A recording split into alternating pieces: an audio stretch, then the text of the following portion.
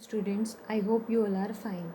सो अभी तक हमने chapter first that is nature and purpose of business complete कर लिया विद क्विक रिवीजन सेशन। ठीक है, फिर हमने स्टार्ट किया था चैप्टर सेकेंड जो कि है forms of business organisation.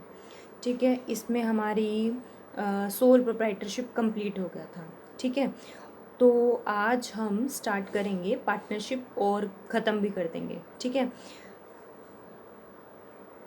So let start. देखो, फर्स्ट हमने कितनी पढ़ी थी? Forms of business organisation 5। ठीक है, सोल प्रोप्राइटरशिप जिसमें कि एक सिंगल इंडिविजुअल जो है वो बिज़नेस को ओन, मैनेज और कंट्रोल करता है, और जितना भी प्रॉफिट होता है या फिर लॉस होता है वो सारा उसी का ही होता है। ठीक है, क्विक डिसीजन होता है, सीक्रेसी जो होती है वहाँ पर मेंटेन रहती है। इस तरीके से हमने उसके फीचर्स और लिमिटेशंस की थी और मेरिट्स किए थे। फिर आज हम पढ़ेंगे पार्टनरशिप। पार्टनरशिप में क्या होगा? अब पार्टनरशिप क्यों स्टार्ट की गई? क्योंकि सोल प्रोप्राइटरशिप जो है ना उसमें कुछ कमियां थी। ठीक है, जैसे कि लिमिटेड रिसोर्सेज हो गए, इतनी उसके पास कैपिटल नहीं थी सोल प्रोप्राइटर के पास। ठीक है, और ग्रोथ एक्सपेंशन वगैरह वो नहीं कर पा रहा था, और जो उसके पास हर एक चीज़ की स्किल नहीं हो सकती, हर एक चीज़ में वो बेस्ट नहीं हो सकता, इसलिए स्टार्ट किया गया पार्टनरशिप। ठीक है, सो आज हम स्टार्ट करते हैं पार्टनरशिप।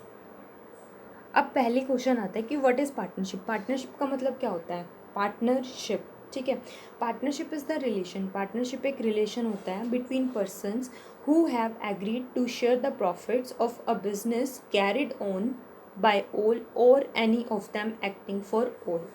ठीक है, पार्टनरशिप में क्या होता है? जब दो या दो से ज़्यादा पर्सन्स एक साथ आते हैं जिनका जो मोटिव होता है वो म्यूचुअल होता है, मतलब सेम मोटिव के साथ आते हैं, या तो सभी के सभी मैनेजमेंट करते हैं, बिजनेस को मैनेज करते हैं, या फिर कोई एक पर्सन एक्ट करता है अदर्स के बिहाफ पे। ठीक है, अब जो कोर फीचर्स है पार्टनरशिप के वो क्या क्या है? देखो, फर्स्ट है टू और मोर पर्सन्स। यहाँ पर कम से कम 2 पर्सन तो होते ही होते हैं। ठीक है, और मैक्सिमम कितने हो सकते हैं? 50 पर्सन्स हो सकते हैं। किसके अकॉर्डिंग? कंपनीज एक्ट 2013 के अकॉर्डिंग। ठीक है, और पार्टनरशिप का एक्ट कौन सा है? Indian partnership act 1932। नेक्स्ट है agreement basis, born out of clear structural legal agreement contract, can be written or oral format. मतलब यहाँ पर एक एग्रीमेंट होता है। ठीक है, पार्टनरशिप इज़ एन एग्रीमेंट जिसमें कि स्ट्रक्चर्ड लीगल कॉन्ट्रैक्ट होता है पार्टनर्स के बीच में। ठीक है, फिर नेक्स्ट है lawful business, must engage only in legally valid operations, no dynamic illegal ventures allowed. यहाँ पर क्या होता है कि लॉफुल बिजनेस होता है, यहाँ पर एंगेज किया जाता है, मतलब जो भी ऑपरेशंस किए जाते हैं वो सारे लीगल होते हैं, इलीगल यहाँ पर कोई काम नहीं होता। नेक्स्ट है प्रॉफिट शेयरिंग मॉडल। अब देखो, जो सोल प्रोप्राइटर है वो तो अकेला ही प्रॉफिट शेयर कर रहा था, प्रॉफिट हो चाहे लॉस हो, बट पार्टनरशिप में क्या होगा? यहाँ पर एक एग्रीमेंट होता है, और जो बिजनेस में जो मतलब पार्टनरशिप जो है वो एक बिजनेस ऑर्गेनाइजेशन ही है, इसमें जो पार्टनर्स होते हैं वो प्रॉफिट को भी शेयर करते हैं और लॉस को भी बियर करते हैं। ठीक है, पर यहाँ पर कोई चैरिटेबल एक्ट जो है वो क्वालिफाई नहीं करता कि वो एक बिजनेस हो। क्यों? क्योंकि चैरिटेबल एक्ट तो एक तरीके से क्या हो गई? नॉन इकोनॉमिक एक्टिविटी, और हमने क्या पढ़ा था? जो बिजनेस होता है वो तो इकोनॉमिक एक्टिविटी होती है। नेक्स्ट है म्यूचुअल एजेंसी कंसेप्ट। इसमें क्या होता है कि हर एक जो पार्टनर होता है वो प्रिंसिपल के तरीके से भी काम करता है, मींस हेड के तरीके से भी और एजेंट के तरीके से भी। ठीक है, every partner acts as a principal. एक जो पार्टनर है वो प्रिंसिपल की तरीके से भी एक्ट करता है, और हर एवरी पार्टनर और हर एक जो पार्टनर है वो एक्ट करता है as an agent for others. ठीक है, फिर अब देखो, हमने पढ़ लिया कि मीनिंग क्या होता है पार्टनरशिप का, फिर हमने पढ़ा कि फीचर्स क्या होते हैं पार्टनरशिप के। अब हम पढ़ते हैं टाइप्स ऑफ पार्टनर्स। ठीक है, मेनली हमारे पास 4 टाइप के पार्टनर्स होते हैं। फर्स्ट है एक्टिव पार्टनर, मतलब जो ज़्यादा ही एक्टिव रहेगा। नॉमिनल, जो नाम मात्र होगा। स्लीपिंग या डोरमेंट, मीन्स जो मैनेजमेंट में ज़्यादा एक्टिवली पार्टिसिपेट नहीं करेगा। और माइनर, मतलब जिसकी 18 से कम एज है। तो पहला क्या है? Active partner. ये कैपिटल को कंट्रीब्यूशन करेगा। कैपिटल क्या होती है? जो भी अमाउंट इन्वेस्ट किया जाता है बिजनेस में बाय द ओनर। ठीक है, जो एक्टिव पार्टनर है वो कंट्रीब्यूट करता है कोर कैपिटल को, मैनेज भी करता है जो भी डेली ऑपरेशंस या डेली अफेयर्स होते हैं, कैरी करता है कौन सा risk? Unlimited risk, unlimited liability होती है यहाँ पर उसकी। फिर नॉमिनल, नॉमिनल मीन्स नाम मात्र, लैंड करता है गुड ब्रांड नेम और फेस, मतलब नाम मात्र, उस मतलब कोई रेपुटेड फर्म है, कोई रेपुटेड पर्सन है, हम उसका सिर्फ नेम यूज़ करते हैं उसकी परमिशन से। यहाँ पर वो कोई कैपिटल नहीं लगाएगा, कोई वो मैनेजमेंट की शेयर नहीं करेगा, ना ही वो लाइबल होएगा जो भी आप आउटसाइड क्लेम्स करोगे। कौन? Nominal partner. फिर स्लिपिंग और डोरमेंट पार्टनर, ये कंट्रीब्यूशन होगा इसका कैपिटल में, मतलब वो कैपिटल को कंट्रीब्यूट करेगा। Does not engage in operations, पर वो मैनेजमेंट में ऑपरेशंस वगैरह नहीं करेगा, मींस वो डेली एक्टिविटीज़ को मैनेज नहीं करेगा। और इसकी लायबिलिटी क्या होगी? कैरी स्टैंडर्ड लायबिलिटी, ये स्टैंडर्ड लायबिलिटी को कैरी करेगा। ठीक है। नेक्स्ट है माइनर। माइनर पार्टनर जो होता है, हमेशा याद रखना, ये ना सिर्फ और सिर्फ प्रॉफिट में ही फ़ायदा लेता है, इस ये बिजनेस को लॉस होता है तो ये बियर नहीं करता लॉस को। ठीक है। कैन नॉट बियर, ये फाइनेंशियल लॉसेस को बियर नहीं करता। और लीगल प्रोटेक्शन रूल्स एप्लीकेबल होते हैं किस पे? माइनर पार्टनर पे। नेक्स्ट है, अब पार्टनरशिप में कौन कौन आ सकता है? इंडिविजुअल आ सकता है, हिंदू अनडिवाइडेड फैमिली आ सकती है, कंपनी आ सकती है, ट्रस्टीज़ आ सकते हैं, पर कौन नहीं आ सकता? फर्म्स नहीं आ सकती। ठीक है। अब नेक्स्ट है, इसके फ़ायदे क्या होते हैं?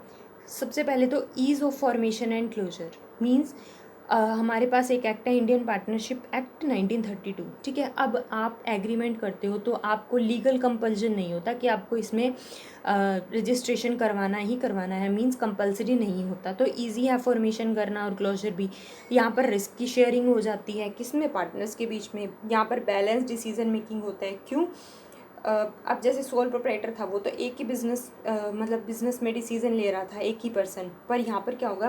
पार्टनर्स जो होंगे अपनी अपनी नॉलेज, स्किल्स, एक्सपीरियंस के बेसिस पे डिसीजंस लेंगे। ठीक है। बैलेंस डिसीजन होगा, सीक्रेसी भी रहेगी, मीन्स पार्टनर्स के बीच में ही इंफॉर्मेशन को शेयर किया जाएगा। यहाँ पर क्या होगा? लिमिटेड रिसोर्सेज नहीं होंगे, बल्कि बहुत ज़्यादा फंड्स होंगे। क्यों? क्योंकि यहाँ पर पार्टनर्स बहुत सारे होंगे।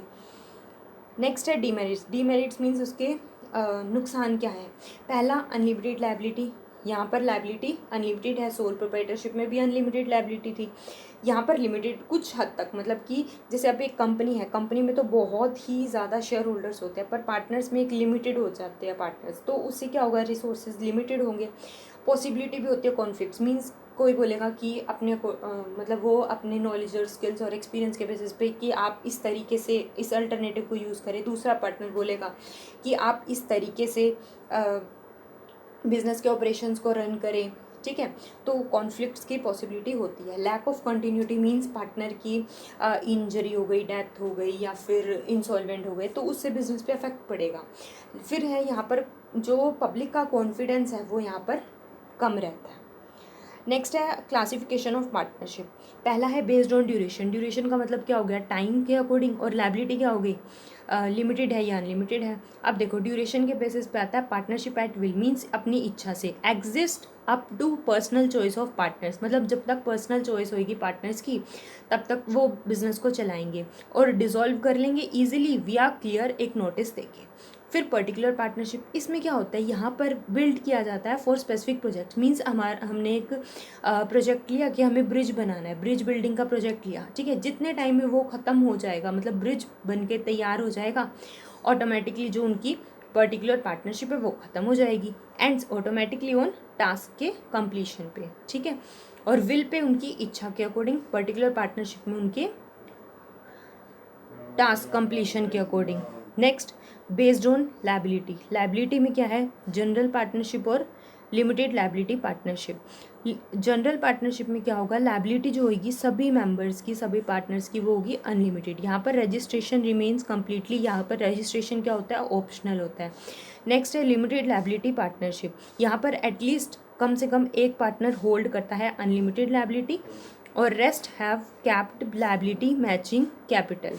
नेक्स्ट एग्जिस्टेंस होता है यहाँ पर रिमेन्स अनअफेक्टेड बाय एग्जिस्ट, मतलब कोई पर्सन है नहीं है, इससे जो एग्जिस्टेंस है वो अनअफेक्टेड रहती है। नेक्स्ट है, अब पार्टनरशिप डीड क्या होती है? पार्टनरशिप डीड क्या होती है? एक रिटन डॉक्यूमेंट होता है, रिटन में एक डॉक्यूमेंट होता है जिसमें कि सारी टर्म्स और कंडीशंस होती है पार्टनरशिप की। इसके कंटेंट्स में क्या आता है? नेचर ऑफ फर्म, फर्म का नेचर क्या है, किस तरीके का बिजनेस कर रही है, नेचर ऑफ बिजनेस है, कितने टाइम तक, ड्यूरेशन क्या है बिजनेस की, investment made by each partner, हर एक पार्टनर ने कितनी इन्वेस्टमेंट की है, डिस्ट्रीब्यूशन करना प्रॉफिट्स और लॉसेस का किस तरीके से करेंगे, ड्यूटीज़ और ऑब्लिगेशंस क्या होगी पार्टनर्स की, सैलरीज एंड विड्रॉल्स क्या होंगे पार्टनर्स के। ठीक है, ये पार्टनरशिप डीड के अंदर रिटर्न होता है। थैंक यू, आई होप ये लेसन आपको समझ में आया। अगर आपको कोई भी डाउट आता है किसी भी टॉपिक में तो आप कमेंट्स में डाल सकते हैं। I will surely explain you that concept and thank you for listening.